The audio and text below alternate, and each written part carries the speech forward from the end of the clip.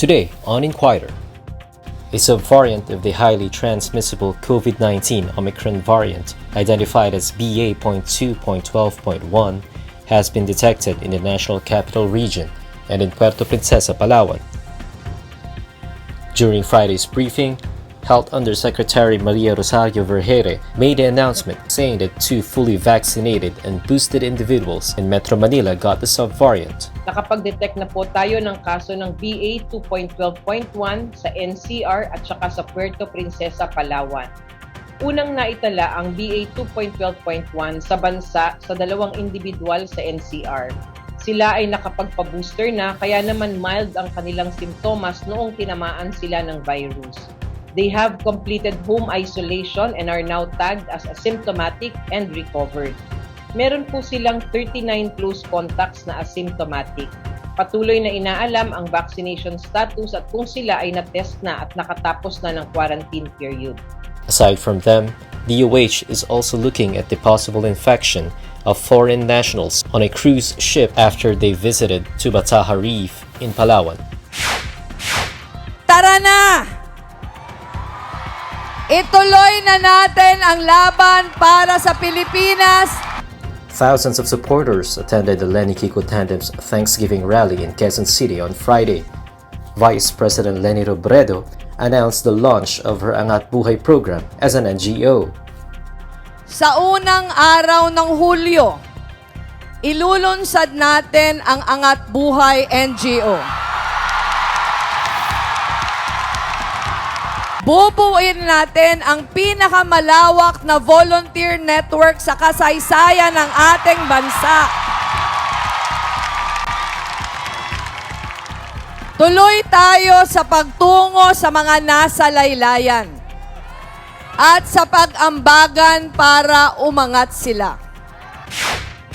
Instead of directly answering the issue on the Picasso painting, the camp of presumptive President Ferdinand Bongbong Marcos Jr. digressed and instead took a swipe at former Presidential Commission on Good Government Chairman Andres Bautista. Very easy to be agitating people, making allegation, making accusation when you are thousands of miles away from your motherland. I invite you, Chairman Andy Bautista, to come home. You're confident enough, make your allegations here in person, and so that, to be fair to the Philippine people, we will not follow the narrative and the cold allegation of somebody who is thousands of miles away from his motherland. Umuwi ho kayo rito, ito yung gawin yung inyong aligasyon, nang sa ganon, mapanagot din po namin kayo doon sa napakaraming bintang at aligasyon tungkol sa kung paano yung pinatakbo yung 2016 election. The controversial Pablo Picasso art titled Reclining Woman the Sixth was a subject of a seizure order in 2014, but government agents were not able to find its original version during a raid at the house of former First Lady Imelda Marcos, and eventually tagged the piece as missing because what operatives confiscated was later found to be a mere replica. Until the other day, Senator Amy Marcos released photos of Marcos Jr. and son Sandro visiting Imelda. Here, the supposedly missing painting was spotted on the wall of the Marcos matriarch's house. The campaign manager of Marcos Jr., Ben-Hur Abalos, is said to be the country's next Interior Secretary. I would like to announce that Chairman Ben-Hur Abalos has been nominated to lead the Department of the Interior, and he has accepted the challenge to lead the Department of the Interior and local government. Abalos previously served as the chairman of the Metropolitan Manila Development Authority under the Duterte administration.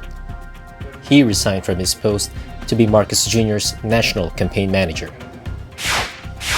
Presumptive Vice President Sara Duterte-Carpio urged her supporters to be humble and be the ones to approach supporters of other candidates first. During her online Thanksgiving event on Friday, Duterte-Carpio also said that political colors should now be disregarded. Tayo na po ang mauna na lumapit sa mga nakatunggali na supporters ng mga natalong kandidato. Tayo na po ang magpakumbaba dahil tayo ang panalo. We have to be magnanimous because we are only 31.5 million. Kailangan natin sila para tayo ay maging isang 100% na bansa. At dahil tapos na ang kampanya at eleksyon, panahon na para kalimutan ang mga kulay ng pagkahiwa-hiwalay. Tapusin na natin ang pamumulitika. Various groups held a Black Friday protest in Pasay City. Protesters denounced the alleged irregularities and fraud in the 2022 elections.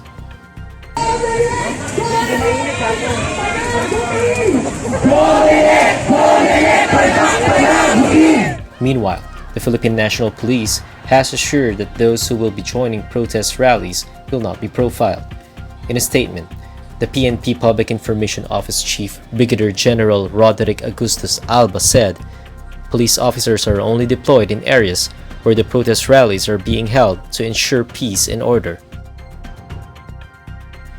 What they do, the PNP said, is to provide a situational report, which shows how many attended the program and how the program went through. PNP also assured everyone that they will impose maximum tolerance in protest rallies, adding that they respect the people's rights to voice out their opinions in assemblies or gatherings. And that's the latest news today. For more stories, visit INQUIRER.net.